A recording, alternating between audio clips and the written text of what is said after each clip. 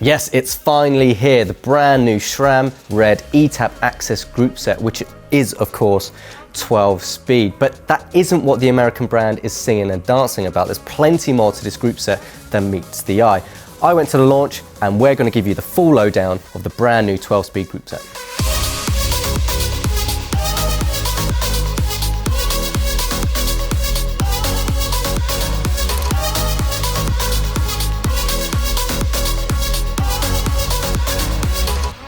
So this launch had you doing quite a lot of flying, didn't it? Yes. It was a very quick in and out job from SRAM, and we didn't go to their HQ town, or city, which is Chicago in the US. I went to Tucson in Arizona, which is a desert. Which even further away? Even further away, yeah. So it was roughly 15 hours of traveling, a bit more out. Man. And then the same way back for a 2-day launch where they showed us the brand new group set. But before we get into the brand new Red group set, which is obviously at their highest level, I'm sure many of you watching this video would want to know, where the hell is Force?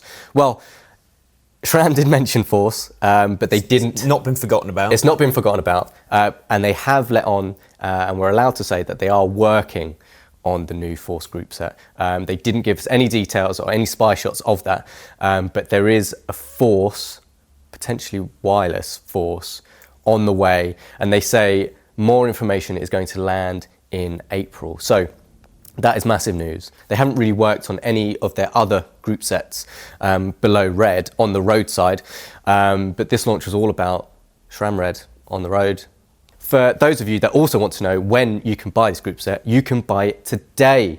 And as you can see, this lovely specialized S-Works tarmac behind us. Amazing. Amazing paint job, the white fade down into silver. That is available to purchase today from Specialized. The group set is available to purchase today. So what on earth does AXS mean, or AXS? AXS is the management system, basically. So Force, when it comes, will be under AXS, probably. Red is under AXS, which is the management system, and Eagle is the same. So anything with the AXS logo, AXS, is compatible one system. It's an ecosystem, I think they say in tech. Yes, it is an ecosystem, and they said that a number of times. So AXS is the ecosystem with their new app, which will be out at the same time on February 6th, and it controls everything. So what SRAM wanted with the new group set is to have it personalized to you and have that ability. So first of all, let's say that you don't need the app or the management system to ride SRAM eTAP AXS. You don't need that, right? Just have that thought. Yeah.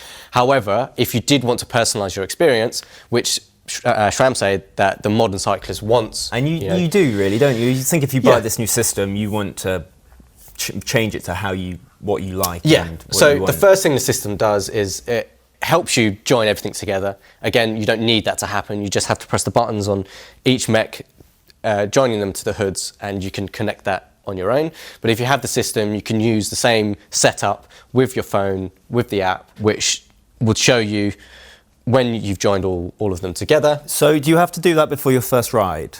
Or before every ride? It depends.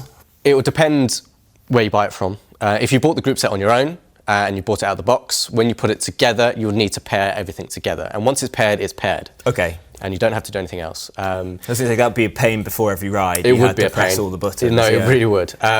But once it's paired, it's locked in, and you do that. You can unpair it and change it. If it runs out of battery, you probably need to wake it back up and redo that system. But ultimately, everything will go into sleep mode after being inactive for a bit, and then a bit of movement will wake it back up, and off you go.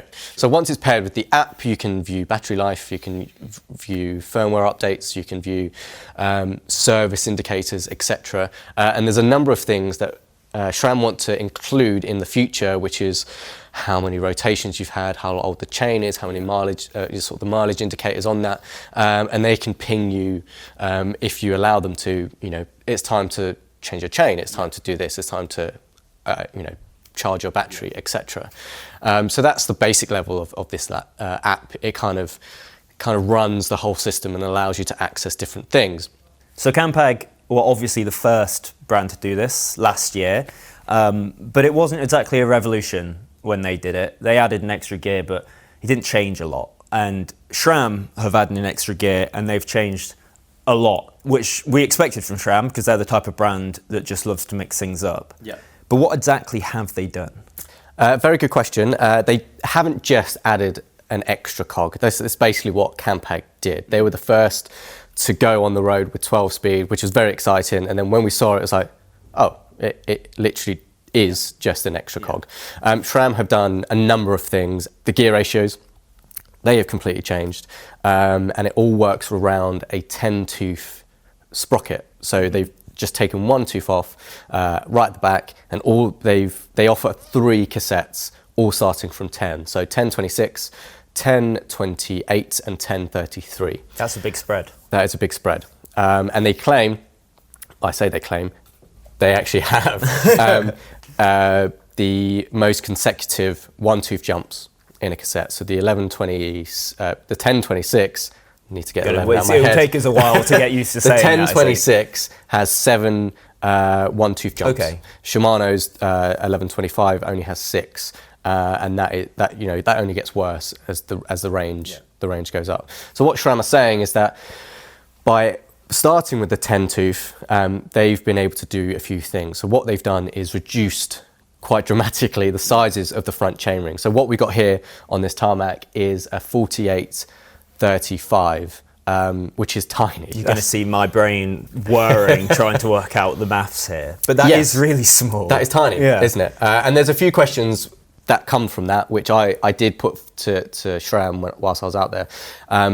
But it goes against all the sort of the marginal gain type stuff. It's bigger at the back. You can have a bigger. Well, it's going to that kind of subcompact way, really, isn't it? Yeah. So it's gone below. 50, for example, a compact chain set probably wasn't acceptable for a long time. Yeah. Mainly because the racers. I surround myself with local riders that race, etc. And they were like, 50 is too small, especially on a flat crit or something, right? Yeah. But because of the 10-tooth, a 50-10 is actually bigger than a 53-11.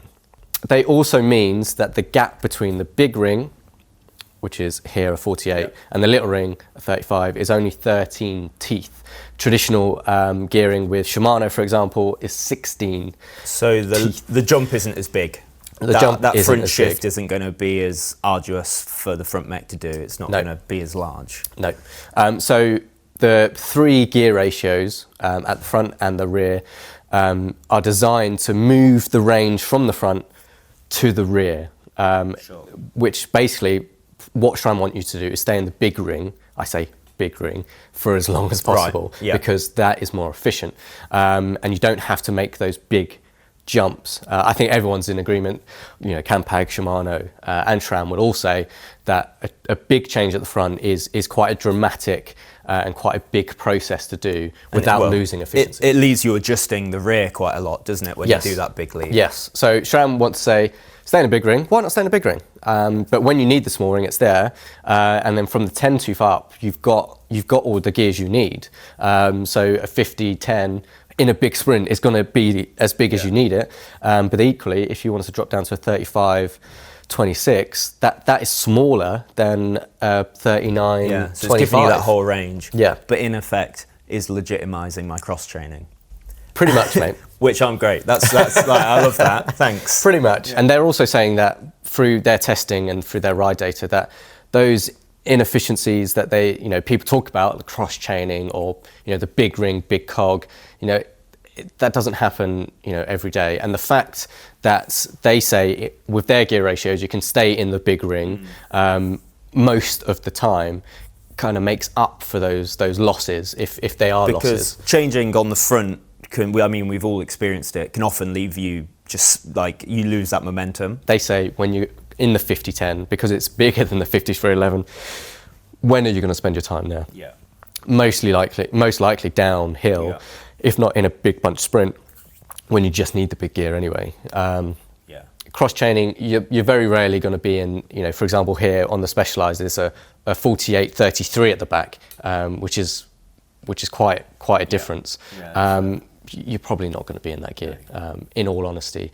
But they say that, sticking with the big ring, if you do need to change, it's only a 13-tooth drop, which is, I think around 20%, they say, more efficient than a 16-tooth drop from your standard compact or standard road 5339. So those jumps are a bit easier on the efficiency side of things, is what they say.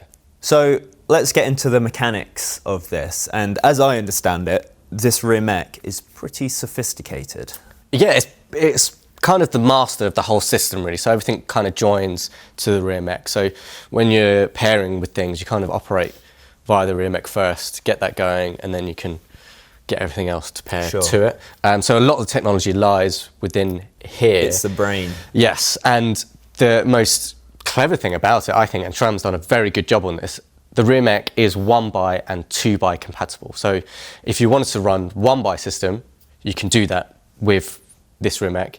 If you went, no, I don't want to do that, I want 2x today, because you were super rich and can buy all of the... You happen to live somewhere that's perfectly pan flat and also extremely hilly. Yep. Yeah. You can use the same rear mech. So yeah, it's a very good piece of kit, and it isn't a clutch system per se, it's more of a dampener. So they have a little reservoir with fluid in there, which works with the electronics and the battery, which stays the same for the new Red Yeah, eTAP I see it's still system. got these little boxes. Yeah, just briefly on there, SRAM say they couldn't really improve the technology of the batteries further than they already had, and it was adequate enough for their new system. So they didn't need to plumb loads of money into new batteries, when actually the system they got for batteries is very good. You still get the exact same battery life, which is 30 plus hours. But the rear mech, it's just one thing does all. So between the 1026 and the 1033,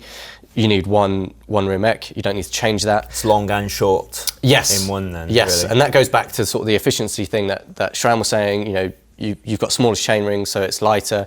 The rear mech isn't a long cage rear mech, so it's smaller and lighter as well. So you're saving little things here and there in terms of weight.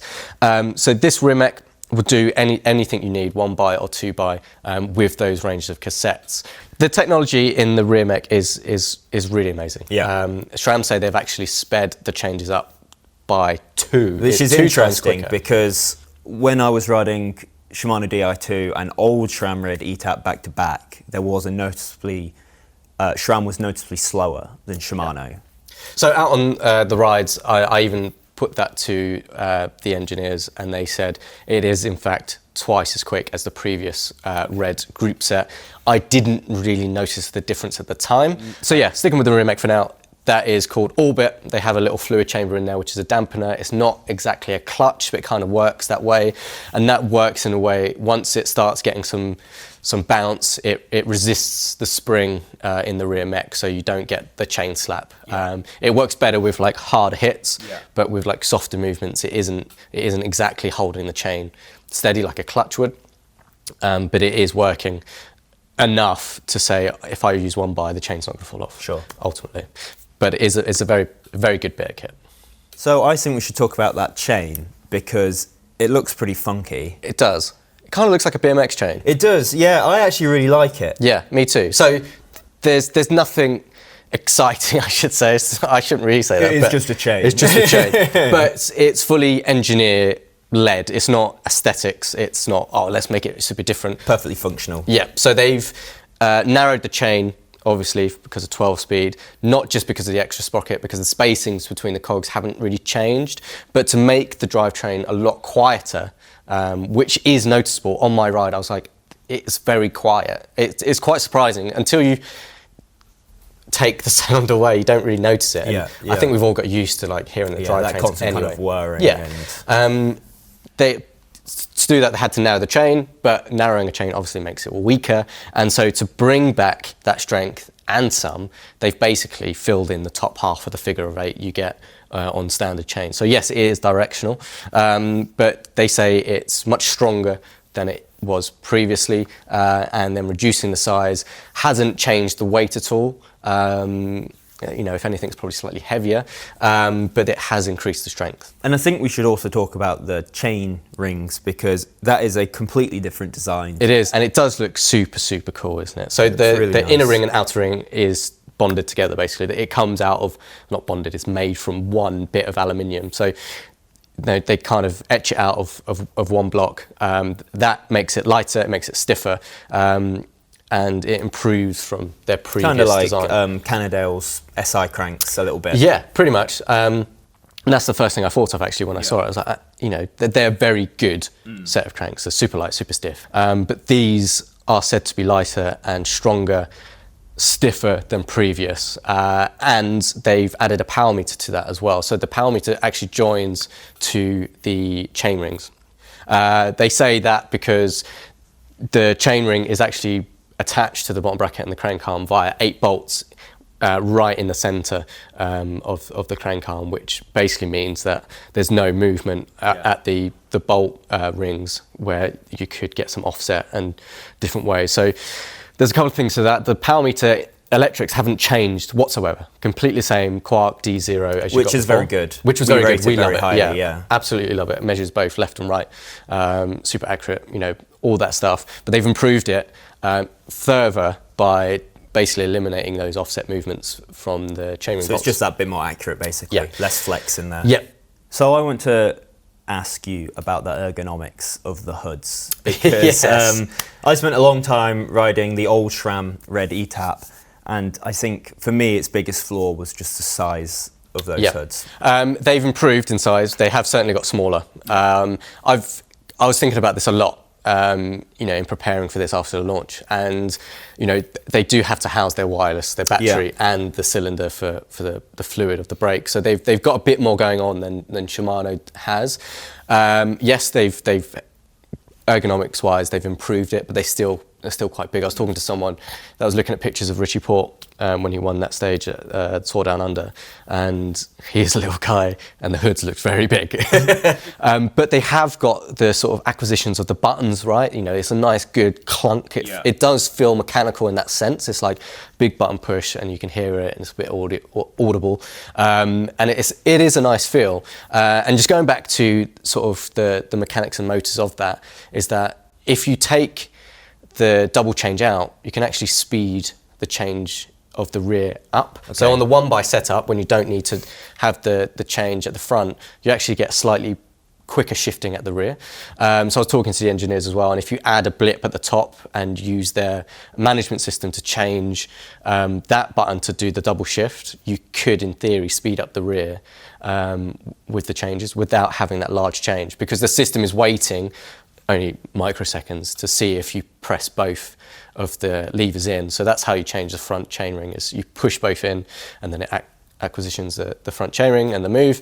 But if you press one or the other, it does the rear gears. But the hydraulic disc brakes have not changed whatsoever. They didn't look like, I didn't think they have not changed whatsoever for the brand new group set. They say they were efficient enough and happy enough with that system, which is a good system.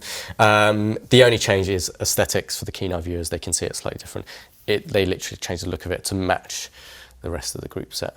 So a big question for the brand new group set from SRAM is weight and price, something that quite often is shrieks at, and it is with this one. So the headline figures for the hydraulic 2x road group set with power meter costs £3,794. Wow. Which is a lot, is a lot of money, but it is the latest and greatest group set out there. That drops down by roughly 400 quid without the power meter.